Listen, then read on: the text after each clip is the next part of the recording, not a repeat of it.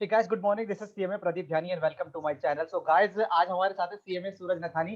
काफी सारे क्वेश्चन पूछेंगे, काफी सारे जो डाउट्स हैं कि मतलब कोशिश करेंगे कि आपकी डाउट्स को क्वेश्चन जो है क्लैरिफाई कर सकें आप। और कोशिश जितने भी मेरे क्वेश्चन है, सबसे पहला मतलब वेलकम टू हाय सूरज, कैसे हैं आप? हेलो प्रदीप भाई, कैसे हो आप? मैं बढ़िया, आप बताओ। फाइन यार सूरज। सूरज आपकी मतलब कुछ सबसे पहला क्वेश्चन मेरा आपका सीधा यही है कि कैसी जर्नी रही आपकी? अपनी जर्नी के बारे में बताओ, कैसे आपने सीएमए स्टार्ट किया था, कब किया था, कैसे कैसे था? भाई मैंने 2013 में सीएमए स्टार्ट किया था। मेरे भैया है नवीन कुलाश्री, सीएमए नवीन कुलाश्री। ओके। तो वो ऑलरेडी सीएमए क्वालिफाइड है। तो उन्होंने मुझे सजेस्ट किया था कि सीएमए जो है वो तुम कर सकते हो, और काफ़ी अच्छा कोर्स है और आगे बहुत अच्छा स्कोप है इसका। तो आफ्टर 12th मैंने स्टार्ट कर दिया था 2013 में। फिर मैंने फाउंडेशन दिया, फिर उसके बाद इंटर आया मेरा। इंटर में मैंने सिंगल ग्रुप दिया, नहीं हुआ। फिर बोथ ग्रुप दिया, तो मेरा हो गया था क्लियर। फिर फाइनल में आए, फाइनल में बोथ ग्रुप दिया तो एक ग्रुप हुआ। फिर नेक्स्ट राउंड में थर्ड ग्रुप हो गया क्लियर। तो मेरा इंटर और फाइनल का थोड़ा वाइस वर्सा चला है। Okay, then after. Hmm. Okay okay okay, तो फिर आज जो आपने आर्टिकलशिप की थी वो क्या की थी, फाइनल के बाद की थी या फिर मतलब इंटर के बाद? भाई मैंने during the final articleship start कर दी थी। मैंने आर्टिकलशिप की थी, हमारे अभी सेंट्रल काउंसिल मेंबर हैं मनीष कांडपाल सर के यहाँ। और मतलब काफ़ी अच्छा उनका वहाँ पे मेरा एक्सपीरियंस रहा था। और मतलब काफ़ी कुछ सीखने को मिला मुझे आर्टिकलशिप में। तो मैं तो ये सजेस्ट करता हूँ कि अगर इंटर क्लियर करने के बाद कोई आर्टिकलशिप करे तो बहुत बेस्ट चीज़ है। क्योंकि फाइनल में क्या है कि हम लोग जब आर्टिकलशिप करते हैं तो हमें थोड़ा एक एक्सपोजर मिलता है बाहर जाने का, और काफ़ी कुछ सीखने को मिलता है आर्टिकलशिप के टाइम पे। तो मैंने मनीष सर के यहाँ की थी, उन्होंने बहुत सपोर्ट भी किया था मुझे, बहुत कुछ सिखाई चीज़ें लाइफ में और प्रोफेशन में। तो काफ़ी अच्छा सपोर्ट मिला था मुझे एमएमएन एसोसिएट्स में।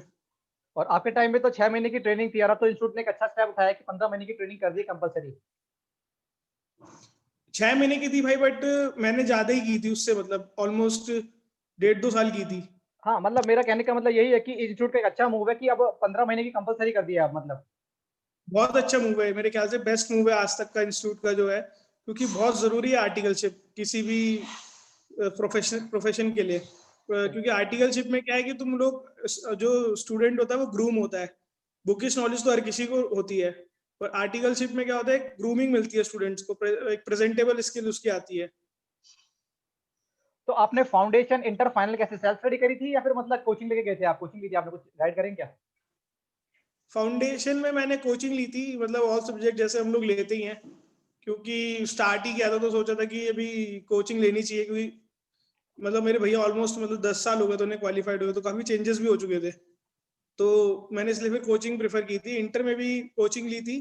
फिर फाइनल में मैंने कुछ सब्जेक्ट्स की कोचिंग ली थी और कुछ सब्जेक्ट सेल्फ किए थे। ओके। तो अगर अगर मैं पर पूछूं कि अगर कोई स्टूडेंट ये पूछे बोलो कि मतलब कि कैसे वो सेल्फ करे और कैसे वो मतलब कोचिंग ले, कुछ गाइड करेंगे इस बारे में? भाई, मैं कहता हूँ जैसे जो सब्जेक्ट तुम्हारा अच्छा है ना, चाहे जैसे किसी का अकाउंट्स अच्छा हो सकता है, किसी का टैक्स अच्छा हो सकता है, या किसी का लॉ अच्छा होगा।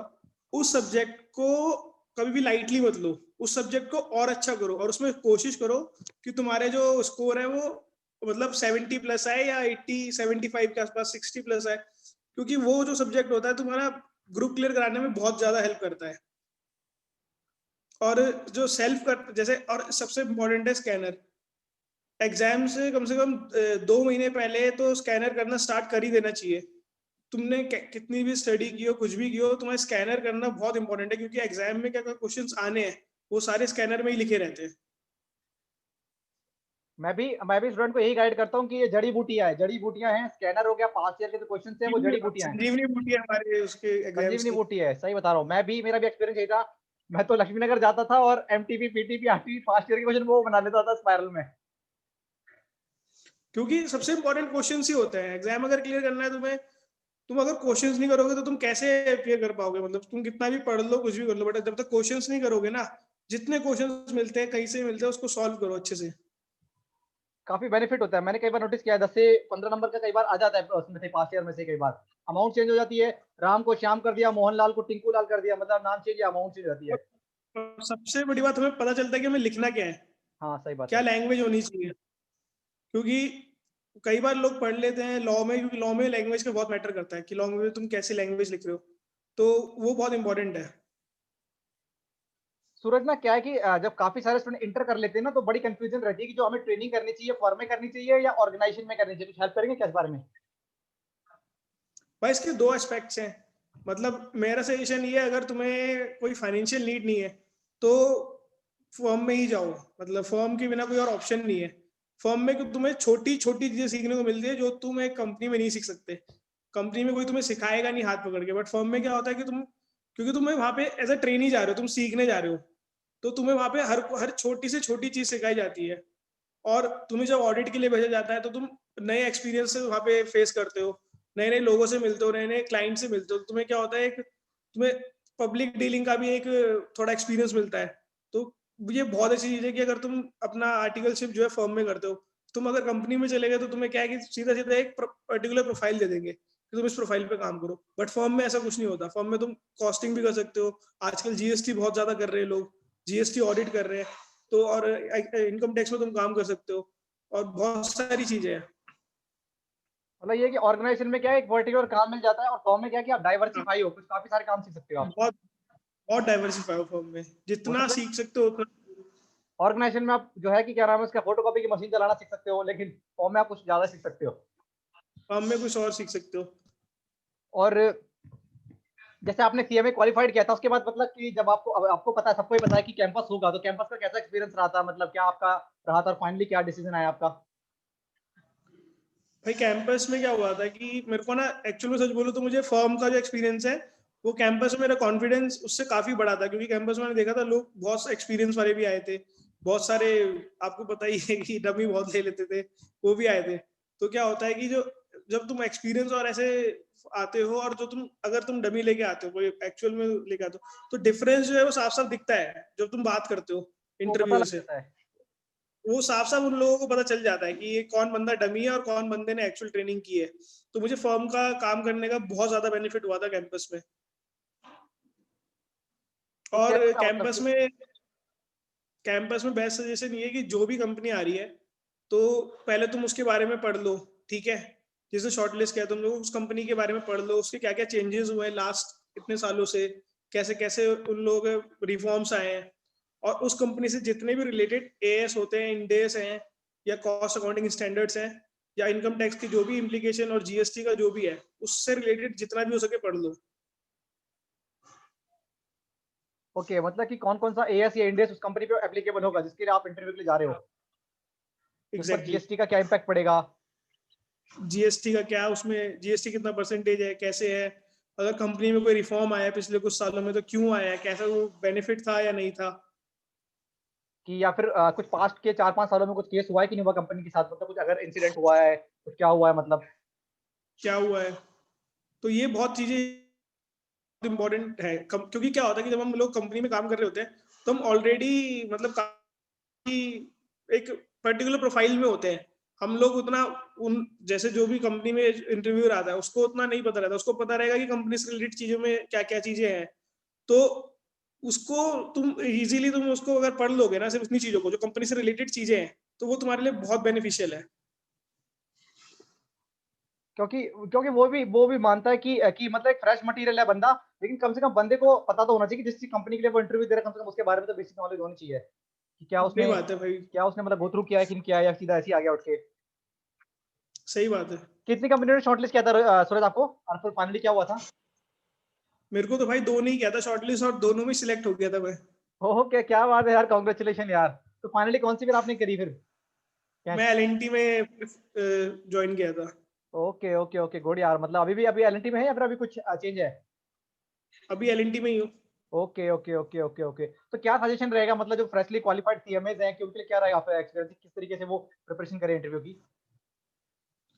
इंटरव्यू की भाई मैंने वैसे बताई थी ना भी, जैसे कि अपना जितनी भी कंपनी के बारे में है उनकी बैलेंस शीट पढ़ लो, उनका पीएनएल पढ़ लो, ठीक है।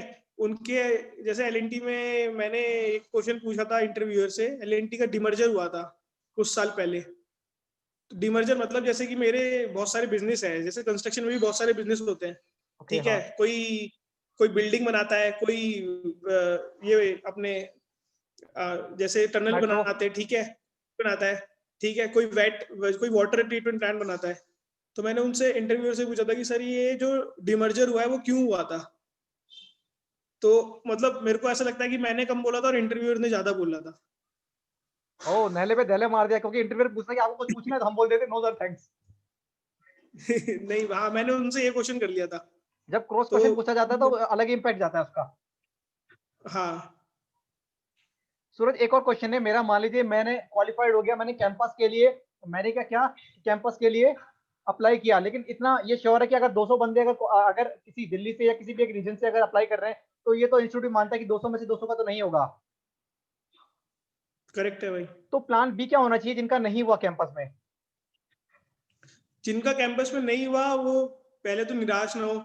अगर सबसे बड़ी बात है, अगर उन्होंने डमी ले रखी है तो वो पहले कहीं आर्टिकलशिप करें। थोड़ा इशू है यहाँ। या क्योंकि क्या है कि उन लोगों को काम सीखने को तो मिलेगा, क्योंकि अगर तुम क्वालिफाइड हो चुके हो तो कंपनी चाहती है कि तुमको काम आना चाहिए, एटलीस्ट बेसिक्स तो आने चाहिए। क्योंकि कंप्यूटर में काम सिर्फ वैसे वहां पे तुम्हें वो नहीं सिखाएंगे। बहुत सारी चीजें जो होती है, हम छोटी छोटी चीजें वो अपनी आर्टिकलशिप में ही सीखते हैं। इसलिए मैं बोलता आर्टिकलशिप बहुत मस्त होती है। बहुत छोटी छोटी चीजें तुम्हें वहां पे सिखाई जाती है, जो तुम एक कंपनी में जब तुमको कोई हायर करेगा, अगर तुम्हारा कैंपस नहीं होता, तुम्हें कोई कैंपस का मतलब होता है कि हमने तुम्हें फ्रेशर लिया है, ठीक है। बट अगर तुम्हारा कैंपस नहीं होता सपोज, तो जो दूसरी कंपनीज लेती है वो या तो एक्सपीरियंस लेती हैं, या फिर वो या गवर्नमेंट कंपनीज लेती है तो वो तुम्हें वो एज अ टेस्ट के बेसिस पे लेती है। तो अगर तुम्हें प्राइवेट में जाना है तो तुमको ग्रूम होना पड़ेगा उसमें जाके, फॉर्म में जाके। एक और सवाल है मेरा कि एक एक व्यक्ति है, उसने अभी 12th करी है और एक व्यक्ति जिसने अभी बीकॉम करी है, कुछ नहीं पता, उसने कहीं से सुना है उसका कि कोई रिलेटिव जो है वो सीएमए नाम का एक कोर्स होता है, तो उसके लिए क्या गाइड होगी मतलब? भाई समझा नहीं मैं, क्वेश्चन दोबारा बताओ। दो व्यक्ति हैं, एक ने अभी 12th करी है और एक ने अभी बीकॉम करी है, उसको कैसे गाइड करोगे इस कोर्स के बारे में, मतलब कि कैसे कैसे स्ट्रेटेजी बनाए वो? कैसे कैसे स्ट्रेटेजी, जो भाई जिसने 12th की है उसको तो पहले सबसे बड़ी इंपॉर्टेंट बात है उसके लिए फाउंडेशन क्लियर होनी चाहिए। फाउंडेशन के लिए उसको गाइड करेंगे, क्योंकि फाउंडेशन का जो हमारा मोस्टली सिलेबस है वो 11th-12th से रिलेटेड ही है। ओके। तो अगर बंदा पढ़ाई में अच्छा, उसने 11th-12th में बहुत अच्छा, मतलब उसने अच्छे से पढ़ाई की है, उसके लिए फाउंडेशन इतना डिफिकल्ट होगा नहीं। मैं हमेशा ये सजेस्ट करता हूँ कि हमें ना, जैसे जो हमारा प्रोफेशनल कोर्स है, इसमें ना बहुत आगे की प्लानिंग नहीं करनी चाहिए, हमें बस अपने डेली प्लान करना चाहिए और नेक्स्ट स्टेप की प्लानिंग करनी चाहिए। जैसे अब जो जिसने ग्रेजुएशन किया है उसको अपना इंटर में हम बोलेंगे कि अपना अगर कर सकता है, कैपेबल है, उसको दोनों बताओ कि सिंगल ग्रुप के क्या फायदे हैं, बोथ ग्रुप के क्या फायदे हैं। ठीक है, तो उसको दोनों चीजें मतलब समझाए बताऊंगा मैं तो, कि बोथ ग्रुप दोगे तो रैंक के जो फायदे होते हैं, कैसे कैसे तुम्हें प्रोसीजर होता है। अब सिंगल ग्रुप दोगे तो उसमें क्या है, अभी अब डिसीजन तो है भाई उसी का होता है कि वो बोथ ग्रुप देने चाहता है, सिंगल ग्रुप देने चाहता है। कई बार सूरज क्या होता है कि अटेम्प्ट पे अटेम्प्ट और अटेम्प्ट पे अटेम्प्ट लगते हैं, बंदे सोचते हैं कि क्या स्किप कर दें इसको या कंटिन्यू करें, कैसे क्या सजेशन रहेगा उनके लिए? किस तरीके से वो काम रहे कि मतलब अटेम्प्ट लग रहे हैं, वो पूरी कोशिश कर रहे हैं लेकिन फिर भी अटेम्प्ट पे अटेम्प्ट लगते जा रहे हैं? भाई अगर तुम फाइनल में आ गए और तुम्हारे अटेम्प्ट लग रहे हैं, तो मैं तो ये बोलूंगा कि कभी स्किप मत करना किसी को भी, क्योंकि तुम एक स्टेप ऑलरेडी क्लियर कर चुके हो, तुम बस एक स्टेप दूर हो। ठीक है, तो फाइनल में अगर तुम हो और तुम्हारे अटेम्प्ट लग रहे हैं तो निराश ना हो, क्योंकि कई बार ऐसा होता है कि बहुत सारे रीजन होते हैं कि किस वजह से हम फेल हो जाते हैं। ठीक है, तो अपना आगे अपना अपना स्टडी करो, अच्छे से करो, और कभी भी मतलब ऐसे ना करो कि तुम पढ़ चुके हो, हमेशा फ्रेश स्टार्ट से पढ़ाई करो। तो क्या होगा, और वही मैंने आपको बोला, और स्कैनर्स को जितना कर सकते हो उतना करो। स्कैनर अगर तुम करोगे ना, तो मेरे को नहीं लगता कि कोई भी बच्चा अगर अच्छे से स्कैनर कर रहा है तो उसका कोई अटेम्प्ट खराब हो सकता है। बार बार मैं भी उनको यही गाइड करता हूँ कि स्कैनर हो गया, पार्शियल के क्वेश्चन हो गए। काफी मजा आया सूरज, बस मेरा एक लास्ट क्वेश्चन है, कोई एक एडवाइस जो सीएमए स्टूडेंट को आप देना चाहो, ओवरऑल एडवाइस देना चाहो अपना एक्सपीरियंस से, जो निचोड़ है आपका, जो आपकी जर्नी रही उसमें कोई निचोड़ कि क्या उनके लिए बेनिफिट होगा, कोई लास्ट कोई पॉइंट आपके लिए? मेरा भाई ओवरऑल एक्सपीरियंस जो रहा है उसमें मैं बस एक यही बोलूंगा कि अपना जब भी स्टडी करो तो कोई भी अटेम्प्ट ना, जैसे हम लोगों में मैंने अपना देखा है अपने सीनियर्स के साथ, और मतलब जब तक मैं थोड़ा मतलब गलत उसमें था प्लेटफॉर्म पे अपने दोस्तों के साथ, तो मेरे को ये था कि हाँ ठीक है, एक अटेम्प्ट लग गया ना तो कोई नहीं, अगले अटेम्प्ट में पास हो जाएंगे। बट कभी भी ये चीज किसी भी स्टूडेंट के मन में आनी नहीं चाहिए। अगर उसका अटेम्प्ट आ गया है और उसको देना है एग्जाम, तो वो पूरा सिंसियरली दे, मतलब अपना अटेम्प्ट कभी भी खराब ना करे। अटेम्प्ट खराब करने का मतलब होता है तुम्हें हर 6 महीने में कम से कम 2 से 3 लाख का लॉस हो रहा है, सही बात है। ठीक है। अपना अटेम्प्ट कभी भी खराब ना करे, मतलब, और अगर दे रहे हो तो अच्छे से अटेम्प्ट भी दो, और एक वन शॉट में क्लियर करने की कोशिश करो, तो वो ज्यादा अच्छा है। और अगर अटेम्प्ट लग रहे हैं तो नेवर गिव अप यार, कोई नहीं, अभी किसी को थोड़ा ज्यादा समय लगता है ज्यादा वो तो सबका अपना वैसे यार। रहता ये है भी तो कि कहा जाता है कि जरूरी महल नहीं कि वो बनने में समय लगता है, महल बनने में समय लगता है। अगर अटेम्प्ट ज्यादा लग रहे हैं तो ये भी कहावत कह सकते हैं कि महल बनने में समय भी ज्यादा लगता है। टाइम लगता है। कभी कभी ऐसा नहीं है कि फेल होने का रीजन ऐसा नहीं होता कि कई बार कि बच्चा पढ़ नहीं रहा है, बहुत सारे रीजन होते हैं जो कुछ रीजन हमारे कंट्रोल में भी नहीं होते। बहुत सारे रीजन है जिसमें बच्चे फेल हो जाते हैं, बट ऐसा नहीं है कि वो निराश हो, अपना पेपर तो देना ही है। सूरज यार काफी मजा आया, मतलब मुझे लगता है कि काफी सारे जो स्टूडेंट्स हैं हमारे, जो सीएमए की फेटर्निटी के स्टूडेंट्स हैं, काफी सारे जो क्वेश्चन है, जो डाउट है उनके, वो काफी सारे जो रिजॉल्व हो गए होंगे। सूरज यार best wishes for your future, जितनी भी आपकी फ्यूचर की प्लानिंग है होप आपकी पूरी हो। और कोशिश करेंगे अगर भविष्य में अगर एक दो सेशन और स्टूडेंट अगर रिक्वायरमेंट होगी तो हम करेंगे कोशिश कि आपके साथ हो सके तो एक दो सेशन हो आपके साथ।